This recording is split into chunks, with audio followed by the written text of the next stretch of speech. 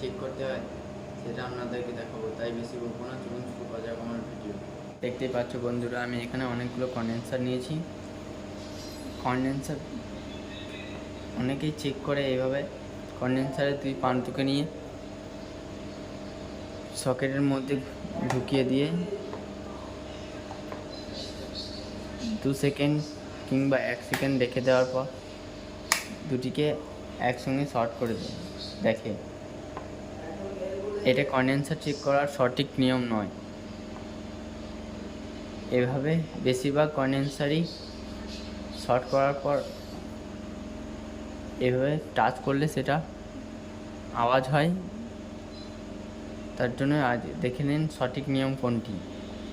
এভাবে আমার মতো একটি সিরিজ টেস্ট ল্যাম্প বানিয়ে নেবে। টেস্ট ল্যাম্প বানানোর ভিডিও আমি অলরেডি দিয়ে দিয়েছি।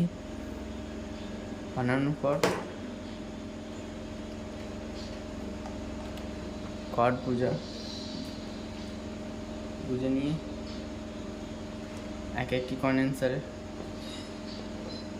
এইভাবে চেক করতে হয় সিরিজ লাইনে। দেখতেই পাচ্ছ বাল্ব চলছে না, মানে এই কন্ডেন্সারটা অলরেডি কেটে গেছে, কাটা। এটি দেখুন,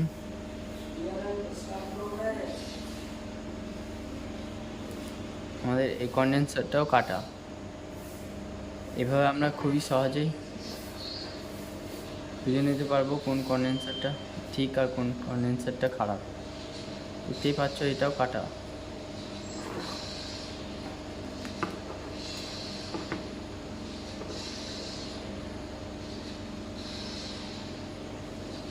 দেখতেই পাচ্ছ বাতি জ্বলছে না, এই কন্ডেন্সারটাও কাটা।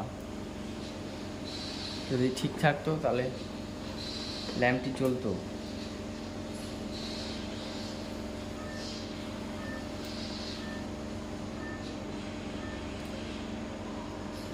দেখতেই পাচ্ছ হালকা জ্বলছে ল্যাম্প, মানে এই কন্ডেন্সারটা ওকে আছে। এভাবে আমরা খুবই সহজেই বুঝে নিতে পারবো কোন কন্ডেন্সারটা ভালো এবং কোন কন্ডেন্সারটা খারাপ।